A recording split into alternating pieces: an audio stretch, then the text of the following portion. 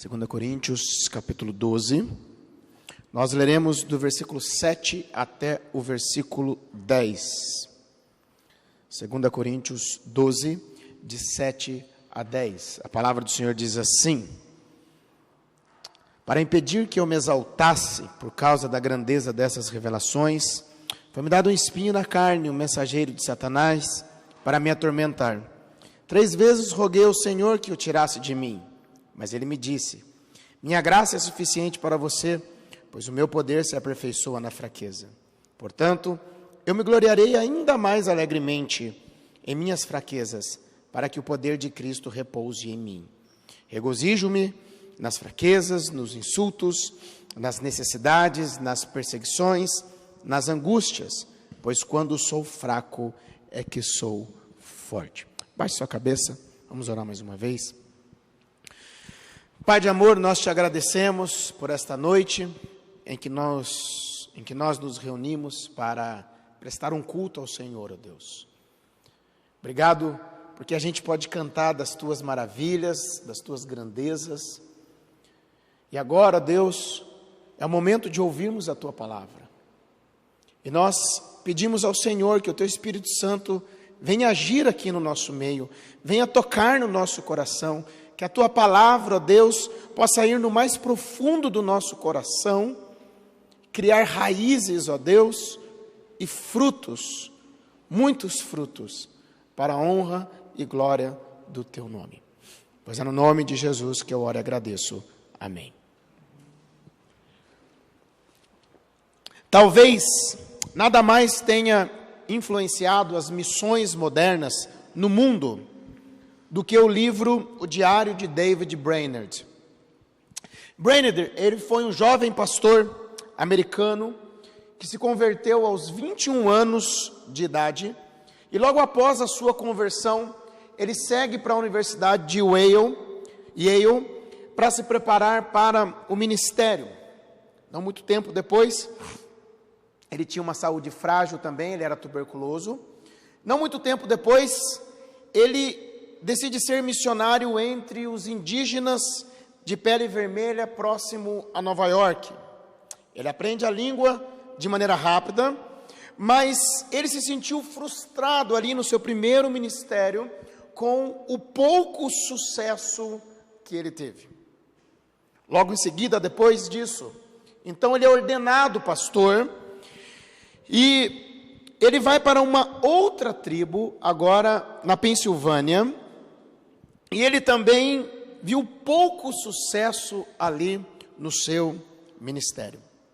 Mas apesar de todo o sentimento de desânimo, de solidão e de fraqueza pela sua tuberculose, e ele sofria muito por causa da sua tuberculose, ele determinou no seu coração viver inteiramente para o Senhor, não importando o sucesso do seu ministério.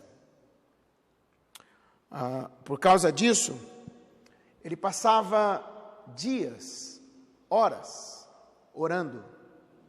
Ele passava dias em jejum, para Deus lhe encher de poder, para ele fazer a obra de Deus. Certa vez, ele orou, isso que eu vou ler para vocês aqui, ele disse o seguinte: eis-me aqui, Senhor, envia-me a mim até os confins da terra, envia-me até os selvagens do ermo, envia-me para longe de tudo o que se chama conforto na terra, envia-me mesmo para a morte, se for no teu serviço e para promover o teu reino. Dali, ele não fica naquela tribo. Ele se desloca para um outro grupo indígena, perto de New Jersey, e ele ficou muito feliz e entusiasmado, porque ele viu o quanto aquele grupo recebia com avidez a palavra do evangelho pregada. Algo interessante é que um dia a tribo estava se preparando para uma festa em que haveria danças e orgias aos seus deuses. Então, David decide que ele passaria o dia e a noite em oração. No dia seguinte, ele confrontou os indígenas a não fazerem aquilo, e ele pregou o dia todo a palavra de Deus poderosamente para aquele grupo de índios.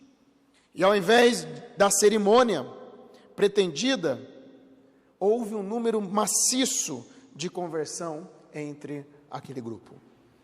Ele registra no seu diário o seguinte: preguei à multidão sobre Isaías 15:10. Isaías 53:10. Todavia o Senhor agradou moê-lo.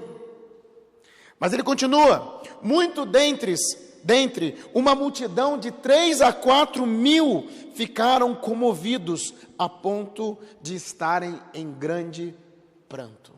Deus derrama um avivamento no meio daqueles índios. E naquela tribo, em apenas 2 anos de trabalho, ele construiu uma igreja, uma escola, uma carpintaria e um centro de saúde. No ano de 1746, ele começa a tossir sangue devido à sua tuberculose. Então, Jonathan Edwards, o grande avivalista, para quem já leu Pecadores nas Mãos de um Deus Irado e tantos outros livros, Jonathan Edwards decide levar ele para sua casa, para que ele fosse tratado na sua casa. Chegando na casa de Jonathan Edwards, no leito, quem começa a cuidar dele é a filha de Jonathan Edwards, chamada Jerusa. E os dois se apaixonaram e noivaram.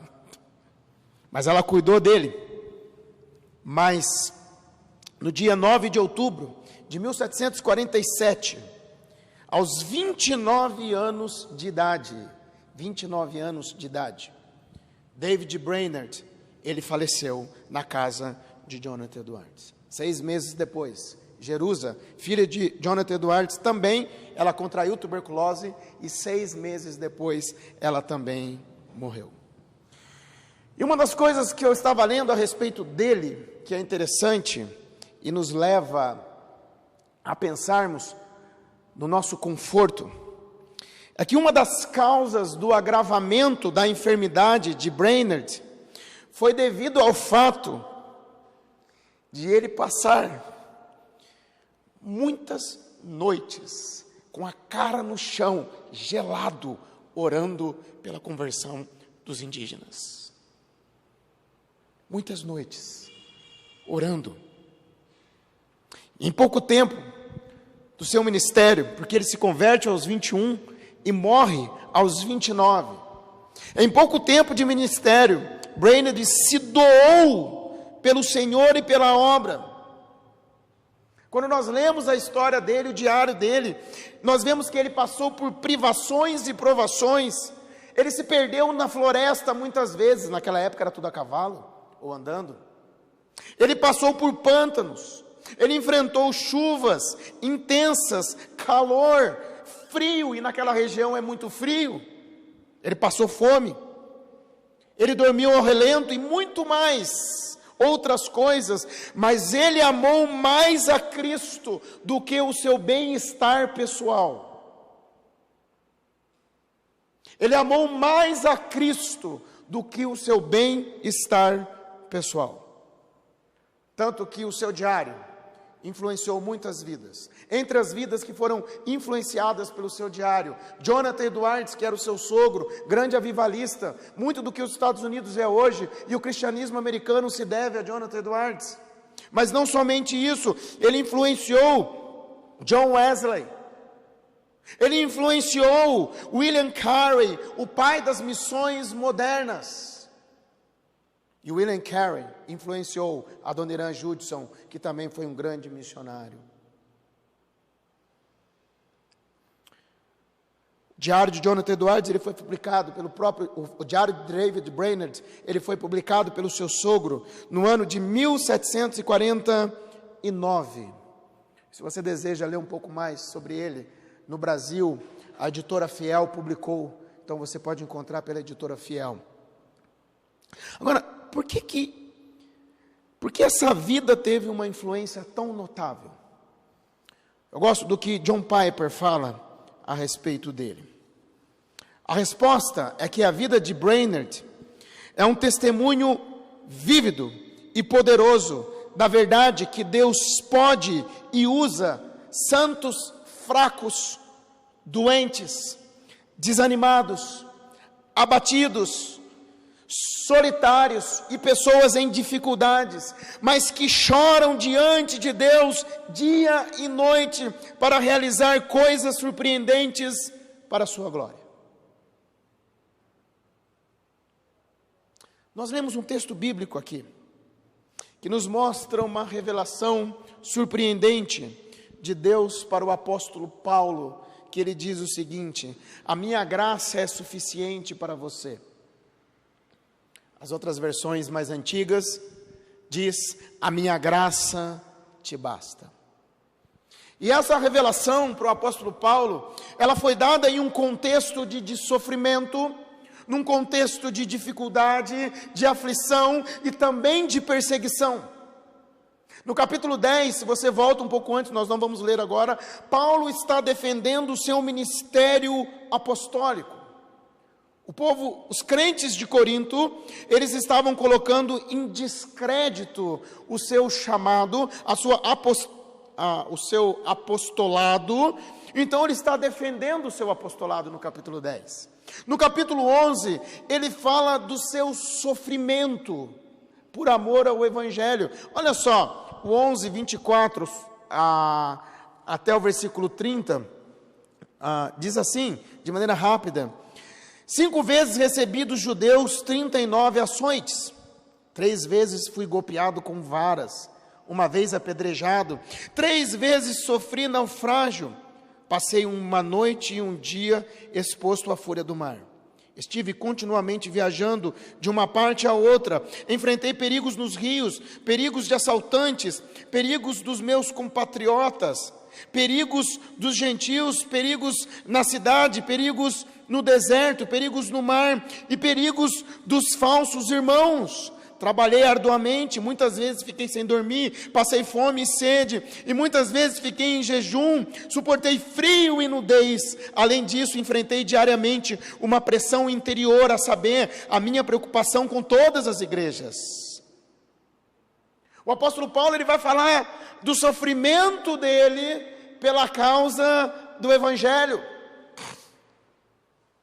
Mas, no meio disso tudo, o apóstolo, ele relata uma experiência extraordinária que ele teve, porque ele foi levado até o terceiro céu, e ele ouviu coisas que ao homem não se podia contar.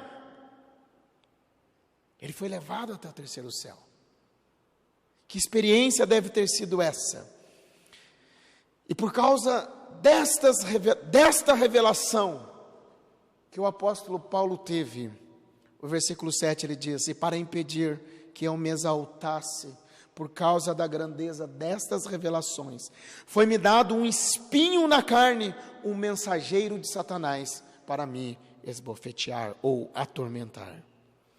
E é desse texto que eu gostaria que nós tirássemos algumas lições sobre a suficiência da graça de Cristo nas nossas vidas. E a primeira lição é a humildade, como nós vimos aqui no versículo 7. O apóstolo Paulo, ele revela o porquê do seu espinho na carne. Ele foi um homem muito privilegiado. O Senhor apareceu para ele a fim de instruí-lo e também encorajá-lo. O apóstolo Paulo, ele recebeu uma ampla revelação da parte de Deus. Quase metade do Novo Testamento foi escrito por ele. Mas não somente isso, ele foi levado até o terceiro céu, e por causa destas revelações, foi posto um espinho na carne. Para quê? Para guardá-lo do orgulho. Ele fala: para impedir que me exaltasse. A ideia de exaltar aqui, a palavra exaltar aqui, é a mesma de hipérbole. Ou seja, para impedir que eu tivesse uma ênfase exagerada nas minhas qualidades. Nossa, como eu sou bom, como eu sou espiritual. E para impedir tudo isso, por causa da grandeza das revelações, foi-me dado um espinho na carne. Espinho aqui literalmente significa uma estaca. Você já Já entrou um espinho no seu dedo? Né? Aí a gente tem que correr quando a gente é criança para a mãe. Aí a mãe fala assim, vai ter que tirar. Aí a mãe pega a agulha para puxar com a agulha. Né? Quem nunca passou por isso de ter um espinho no dedo? Quem nunca passou por isso? E espinho aqui literalmente significa um pedaço de pau bem afiado, para cutucar, para machucar ou torturar alguém. Mas o que seria esse espinho aqui? Seria uma estaca? Eu creio que não. Nós não podemos afirmar com certeza qual é o espinho. Alguns vão dizer que era uma perseguição. Eu acho mais provável. Uma perseguição que o apóstolo Paulo estava passando. Outros vão dizer que podia ser a sua vista. Paulo fala em Gálatas, vede com que grandes letras vos escrevo, e não sei se você sabe, mas quem escreveu Romanos não foi Paulo, ele ditou, quem escreveu foi Tércio. Porque o apóstolo Paulo tinha um problema na sua vista. Outros acham que pode ser epilepsia, malária, e pasmem, há até quem diz que era a sua feiura. Acreditem nisso. Né, que espinho, né? Alguns acham que ele era feio demais, era o seu espinho na carne. Há várias interpretações, eu não sei qual que é, mas uma coisa eu sei, Paulo estava sofrendo com o que estava acontecendo. Ele diz que era um mensageiro de Satanás, que estava esbofeteando, estava batendo de forma agressiva e contínua. Estava sofrendo com o que estava acontecendo, mas ele sabia a razão disso tudo, para não se orgulhar. E olha que interessante, porque ele diz o seguinte, foi-me posto um espinho na carne, foi-me posto um espinho, e assim como no caso de Jó, Satanás era a causa imediata. Lembra que Satanás vai até Deus, e Deus fala, tem visto o meu servo Jó? Ele fala, porque ele tem tudo, então vai lá. E Satanás, ele vai destruir a vida, praticamente, em quase tudo de Jó. Algumas pessoas não gostam do que está escrito lá em Jó, versículo 42, porque a causa final de tudo era Deus, Satanás era apenas um instrumento de Deus. Jó 42, versículo 11 diz assim, todos os seus irmãos e irmãs, e todos os que haviam conhecido anteriormente, vieram comer com ele em sua casa, está falando de Jó, né? Vieram comer com ele em sua casa. Eles o consolaram e o confortaram por todas as tribulações que Satanás tinha trazido sobre ele. É isso que o texto está dizendo? Não.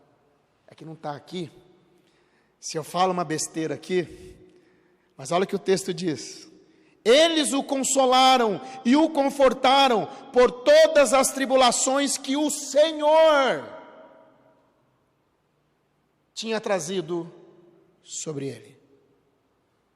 Então, quando nós vemos Paulo dizendo, foi-me posto um espinho na carne, assim como no caso de Jó, Satanás era a causa imediata, mas Deus era a causa final. Por quê?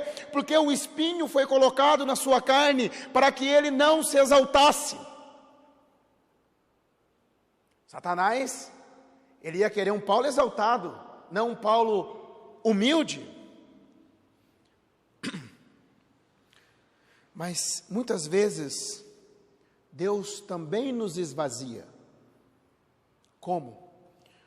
Nos colocando ou permitindo o sofrimento. Nos colocando ou permitindo o sofrimento. Para quê? Para que tenhamos um relacionamento correto com Ele. Os marinheiros em alto mar, eles compreendem a importância de se amarrarem a algo forte em um temporal. Eu já vi isso em filme, né? Quem escreveu isso aqui foi Charles Swindoll. Eles entendem isso, que eles precisam se amarrar a algo forte em um temporal. E o espinho, ele nos faz agarrar em algo seguro. E esse algo é Deus.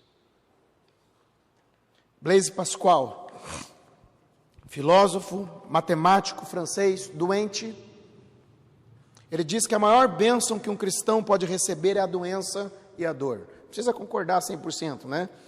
É a doença e a dor. Por que ele fala isso?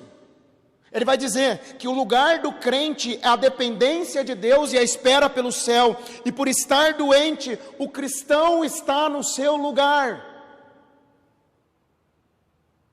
Mas, então você vai pensar o seguinte: mas Deus está me colocando em humilhação.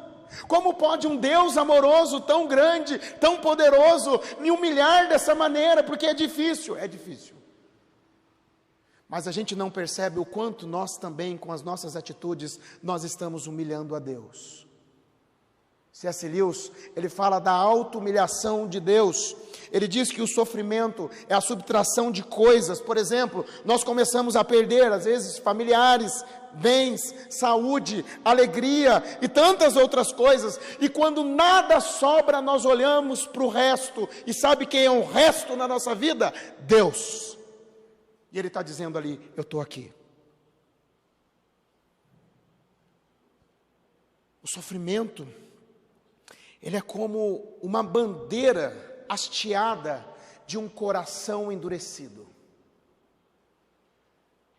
Só assim muitas vezes, para olharmos para Deus. Jó disse: antes eu te conhecia de ouvir falar, mas agora os meus olhos te veem. E muitas vezes na correria do nosso dia a dia, Deus tem se tornado o resto, e nós não estamos percebendo. Deus é o resto no meu tempo devocional.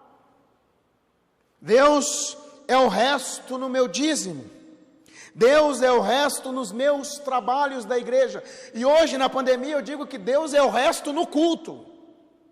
Porque para que cultuar? Aliás, nós estamos passando por pandemia. Deus tem se tornado o resto no culto público. Porque eu vou, se eu não vou, eu assisto pela internet. Quem assiste pela internet, eu volto a dizer, não participa do culto, assiste o culto. A não ser aqueles que não podem estar aqui. Mas muitas vezes Deus é o resto. E quando eu e você nos gabamos da nossa força, nós recebemos o crédito e continuamos avançando. E às vezes a nossa vida está dessa maneira, está indo tudo muito bem. E de repente, um problema. Deus tem permitido tudo isso, pois se não existisse o sofrimento, nós não o enxergaríamos. Lá em Tiago capítulo 4, versículo 6 diz assim: Deus se opõe aos orgulhosos, mas concede graça maior aos humildes. Ponto 2, suficiência. A segunda lição é o tema central aqui do texto. Por 3 vezes Paulo vai pedir a Deus, e é o que nós faríamos, é o que nós fazemos quando nós estamos sofrendo, quando nós estamos passando por dificuldades, por lutas. Nós vamos orar: Senhor, eu preciso da tua ajuda. E Paulo foi lá: Senhor, eu preciso da tua ajuda. Ele pede ao Senhor que tire o espinho, porque estava doendo, estava batendo de forma agressiva, e Deus dá uma resposta. Eu estava pensando que existem respostas na Bíblia que muitas delas nós fingimos que gostamos, mas nós não gostamos, porque às vezes é difícil. Você quer ver alguns exemplos? Todas as coisas cooperam para o bem daqueles que amam a Deus. Mas o meu problema é tão grande, como que eu posso entender que isso coopera para o meu bem? E eu vou dizer uma coisa: talvez para o resto da vida nós nunca vamos entender como aquilo cooperou, mas Deus, na sua soberania, Ele sabe. Espera no Senhor. Tem gente que espera muito tempo e nunca, talvez respostas nunca virão. Espera no Senhor. E uma resposta que eu creio que se encaixa nessas que a gente não quer muito ouvir, porque a gente é imediatista, é Deus dizer para você e para mim: a minha graça te basta. A minha graça, ela é suficiente. E Deus Ele diz assim ainda, ela não é suficiente só hoje, ela é suficiente para o resto da sua vida. E a gente dá aquele sorrisinho de canto, nossa Deus, que legal. Mas é a minha resposta. A graça de Deus é suficiente. Eu gosto muito do jeito que a NVT traduziu. A NVT traduz assim: minha graça é tudo o que você precisa. Minha graça é tudo o que você precisa. E Deus respondeu a oração de Paulo? Sim. Deus respondeu a oração dele, não para dar o que ele queria, e nem para remover a sua dor, mas para dar graça suficiente para ele aguentar. É aqui que o calo aperta, que muitas vezes nós não queremos ouvir. Por que remover algo que traria mais comunhão e glória a Deus? Por quê? Guardem isso, o poder divino, ele não pode ajudar e nem trabalhar no homem autossuficiente, no homem orgulhoso. Ele não pode trabalhar. E o próprio Paulo reconhecia isso. Lá em 2 Coríntios, capítulo 3, versículo 5, ele diz assim: não que por nós mesmos sejamos capazes de pensar alguma coisa como se partisse de nós, pelo contrário, a nossa suficiência vem de Deus. A nossa suficiência vem de Deus. O que o Senhor quer nos ensinar é que a suficiência vem dEle, tanto para as nossas vidas, nos momentos de lutas, quanto no ministério. A graça de Deus, ela é suficiente, ela é tudo o que nós precisamos, ela nos sustenta. Um pouco antes, Paulo chama a graça de insuperável graça. Olha só, 2 Coríntios 9,14, ele diz assim: e nas orações que fazem por vocês, eles estarão cheios de amor por vocês, por causa da insuperável graça que Deus tem dado a vocês. Uma versão mais antiga diz, eu acho, a superabundante graça. Mas a ideia aqui, eu fui ver o que significa essa palavra, insuperável graça, a ideia de algo que nós não entendemos, tão grandioso que é. Exagerada. Por isso que já viu falar a expressão exagerada graça, tremenda graça. No português nem existe a tradução, no inglês tem amazing. É algo muito além do nosso entendimento, a graça de Deus. Nós podemos pedir para Deus remover algumas estacas de sofrimento na nossa vida, e descobrimos que o desejo de Deus é que elas permaneçam. Já parou para pensar nisso? Senhor, tira isso. E Deus não tira. E muitas vezes Ele não tira para que nós possamos aprender que a graça dEle nos basta. Que ela é tudo o que nós precisamos. Que ela é insuperável, superabundante graça. E talvez, assim você como eu, estamos há tanto tempo pedindo para Deus tirar algo de nós. Senhor, tira. Estamos de joelhos, estamos jejuando, estamos clamando a Deus, Senhor, tira, Senhor, atende a minha oração, Senhor, atende o meu clamor, e Deus está querendo dizer o seguinte para você: a minha graça te basta. A minha graça, ela é suficiente, e nós precisamos mudar de atitude e descansarmos na suficiência da graça de Deus. Eu não estou dizendo que é fácil. Isso também é algo que eu passo. É algo que nós passamos, e é muito difícil quando nós escutamos: a minha graça é suficiente para você. Parece que o nosso coração fala: ah não, Deus, por que o Senhor não atende? Por que eu não acordo amanhã com um milagre, com uma transformação? Mas Ele nos ajuda. Quando nós estudamos a ideia de graça, ela denota um mais forte que vem ao socorro do mais fraco. E esse mais fraco, ele precisa de alguma ajuda, por causa das circunstâncias ou de sua fraqueza natural. Quando eu penso em circunstâncias, eu penso as coisas que podem acontecer à nossa volta, e a fraqueza natural pode ser as nossas doenças, as nossas lutas, as nossas angústias. A palavra graça denota o mais forte que vem a socorro do mais fraco, que precisa de ajuda por causa das circunstâncias ou de uma fraqueza natural, ou da sua fraqueza. A pessoa está mal, seja por qual motivo, Deus vem ao nosso encontro. É aqui que muitas vezes nós paramos: Senhor, por que o Senhor não atende? Mas Deus vem ao nosso encontro. Como? Com poder. Versículo 9 e 10.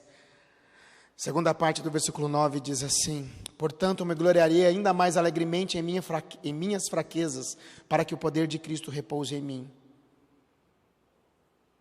Para que o poder de Cristo repouse em mim. O sofrimento que revela a nossa fraqueza serve também para exaltar o poder de Deus. Por isso que eu pensei muito em David Brainerd aqui. Porque o sofrimento que revela a nossa fraqueza serve também para exaltar o poder de Deus. Olha o que Paulo fala: pois o meu poder, versículo 9, se aperfeiçoa na fraqueza. Aí ele vai dizer algo que é extraordinário: portanto, eu me gloriarei ainda mais alegremente em minhas fraquezas, para que o poder de Cristo repouse em mim. Repouse.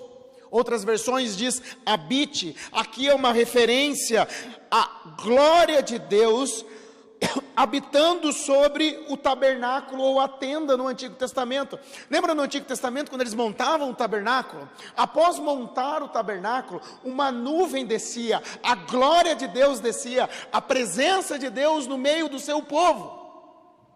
E é isso que Paulo está dizendo aqui, que na fraqueza Deus habita conosco muito mais do que a gente pode imaginar. É por isso que Tiago, ele nos ensina a louvar a Deus na adversidade. Pois é na adversidade, ela é a ocasião em que o poder de Deus, a presença de Deus, ela é mais evidente na nossa vida. Olha só, meus irmãos, Tiago 1, 2 e 3. Meus irmãos, tende por motivo de toda alegria o passardes por várias provações. Aqui várias provações, a ideia é de multicores, ou seja, Tiago está dizendo o seguinte: sabe a luta que você está passando? Sabe a dificuldade que ela se encaixa aqui?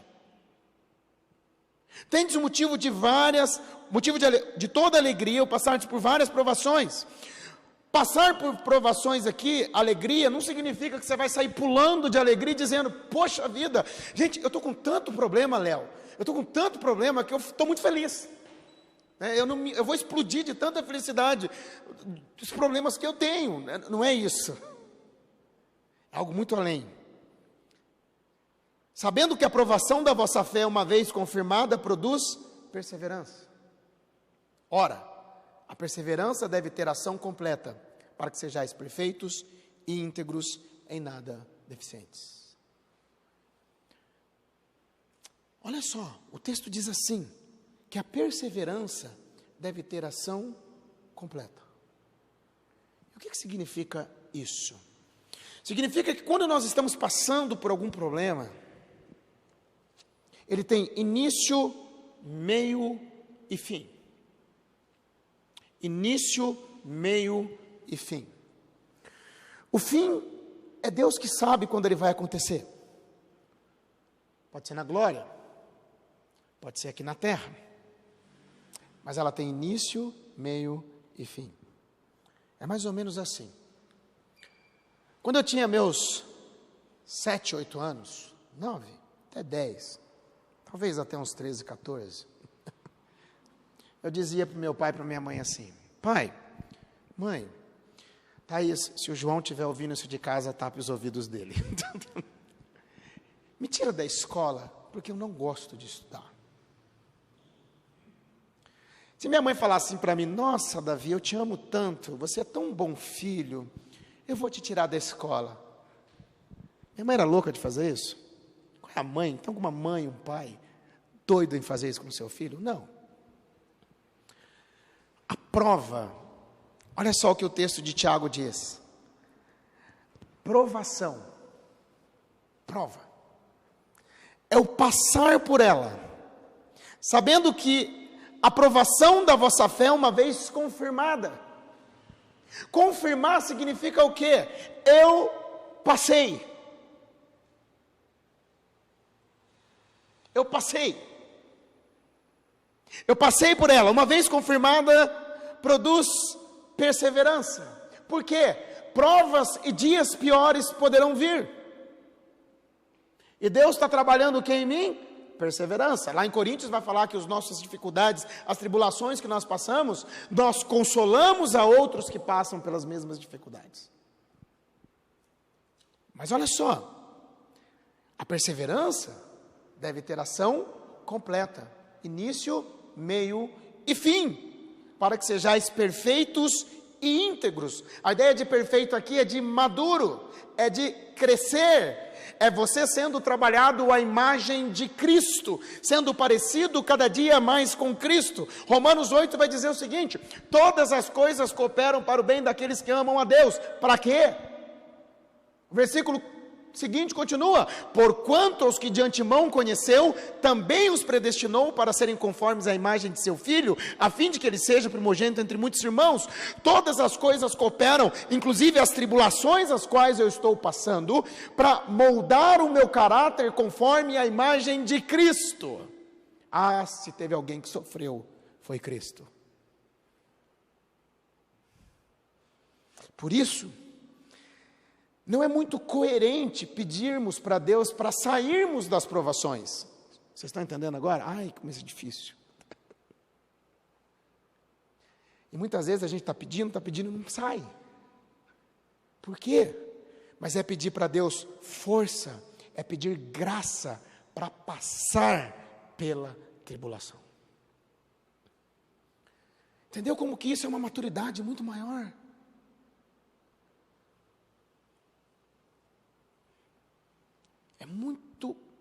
É você amadurecer.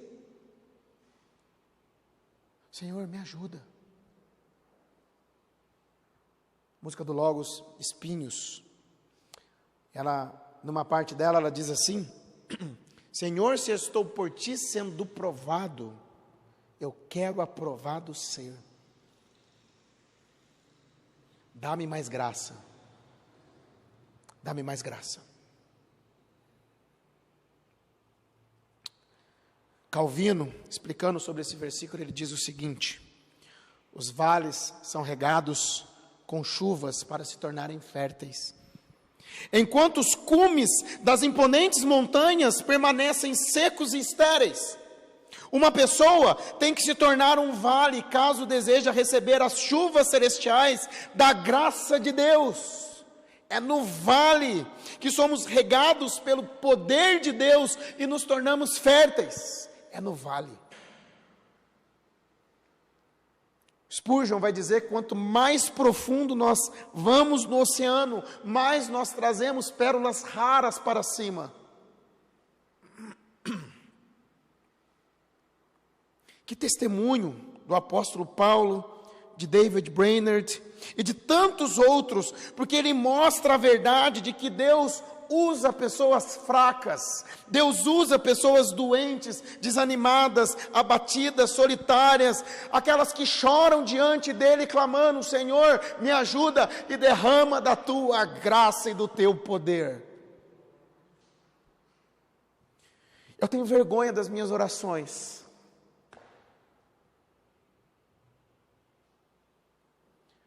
Eu tenho vergonha. Hoje à tarde, orando, meditando, falei: Senhor, o que eu tenho orado?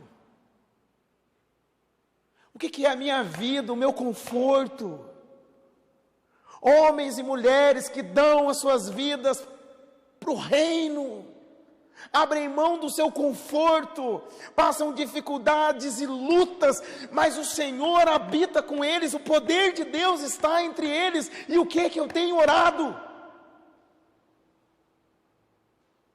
O que eu tenho pedido para Deus? Dinheiro, bens, trabalhos, riquezas, viagens. Não que Deus não possa dar isso, Deus dá, Ele é um Deus gracioso, mas se Ele nunca der, a graça dEle é muito melhor. Inclusive saúde.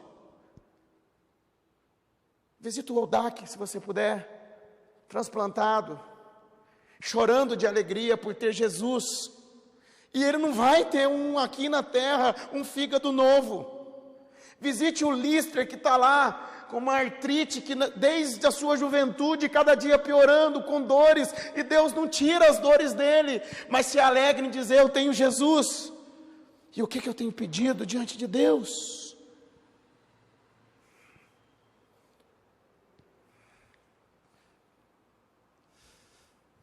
Em nenhum lugar na Bíblia diz que o crente não passa por problemas. Nenhum lugar. E quanto mais eu leio a Bíblia, mais eu aprendo que a Bíblia não escreve uma história sobre mim. É sobre Cristo. Começa a olhar para a Bíblia, olhando para Cristo. Leia a história de José, olhando para Cristo. Leia as histórias bíblicas, olhando para Cristo. Isso vai fazer com que nós diminuamos e que Ele cresça. E Paulo compreendeu isso, e a sua atitude foi de louvor a Deus. Versículo 10, ele vai dizer assim: por isso, por amor de Cristo, regozijo-me nas fraquezas, nos insultos, nas necessidades, nas perseguições e nas angústias, pois quando sou fraco é que sou forte. Paulo, ele vai dizer que ele tem prazer, que ele tem alegria, que ele se regozija, não somente por um espinho, mas agora ele abre o leque. Olha só essas tribulações, veja se você se encaixa em algumas delas. Olha só, versículo 10. Me regozijo nas fraquezas, nos insultos, nas necessidades, nas perseguições, aqui é um leque grande. Às vezes, fraqueza de doente, fraqueza de você fazer um trabalho, nos insultos, nas perseguições que você tem passado, nas suas necessidades financeiras, nas suas perseguições, nas suas angústias, que só você sabe o que você passa. Pois quando sou fraco, é que sou forte. Paulo, ele aceita o seu problema e outros problemas como algo que o tornaria mais útil no serviço de Deus. Mais útil. E nós precisamos aprender a nos regozijarmos no nosso Senhor Deus, na suficiência de Cristo e não somente nos seus dons. John Piper fala muito disso. Nós nos alegramos muito mais naquilo que Deus nos dá. Deus é um Deus gracioso, viu? Ele nos dá coisas, Ele nos dá bens, Ele cuida de nós. Poxa, como Deus é bom demais. Mas muitas vezes nós nos alegramos mais naquilo que Ele nos dá do que nele. E isso está errado. Porque não é sobre mim, é sobre Ele. A vida não é sobre mim, a vida é sobre Cristo. A vida é sobre a glória de Deus, não sobre mim. Será que você já pensou dessa maneira? E é difícil, ainda mais quando a gente está passando por dificuldades, de falar assim, pode vir as tribulações, pode vir a fome, pode vir a dor, pode vir a luta, mas a minha alegria, ela está no Senhor, eu não vou me abalar. É justamente isso que Abacuque disse, lá em Abacuque 3, versículo 17 a 19, olha o que ele fala: ainda que a figueira não floresça, não haja fruto na vide, o produto da oliveira minta, e os campos não produzam mantimentos, as ovelhas sejam arrebatadas do aprisco, e nos currais não haja gado, todavia eu me alegro no Senhor, exulto no Deus da minha salvação. O Senhor Deus é a minha fortaleza, Ele faz os meus pés como da corça, e me faz andar altaneiramente, ou seja, nas alturas.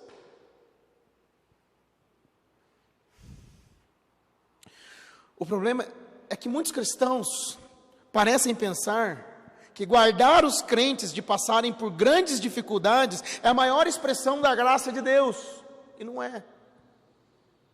E não é. A graça de Deus não é simplesmente aquela pregada de que Deus vem, passa a mão sobre as nossas cabeças, mas a graça de Deus, ela nos ensina. Ela é maravilhosa. Tito, capítulo 2, versículo 11, diz que a graça de Deus se manifestou salvadora a todos os homens, e ela nos ensina que, renegadas a impiedade e as paixões mundanas, vivamos no presente século de maneira sensata, justa e piedosamente. A graça de Deus me ensina a viver aqui nesse mundo, mesmo quando eu estou passando por dificuldades, ou se a minha vida é uma vida de lutas.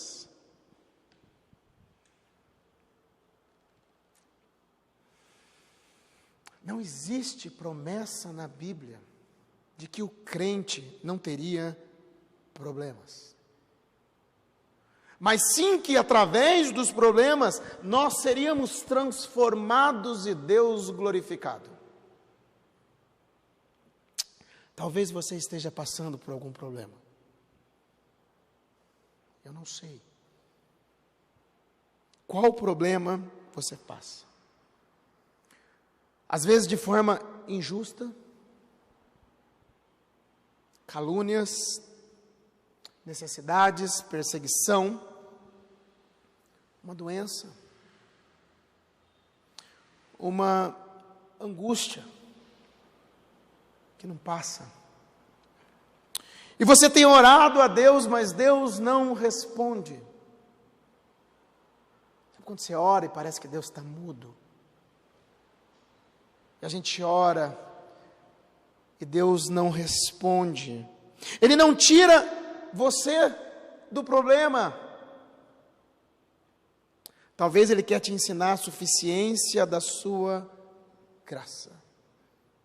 Deus tem um propósito, por mais que eu não entenda. Aí eu posso dizer de versículos como: todas as coisas cooperam. Espera no Senhor.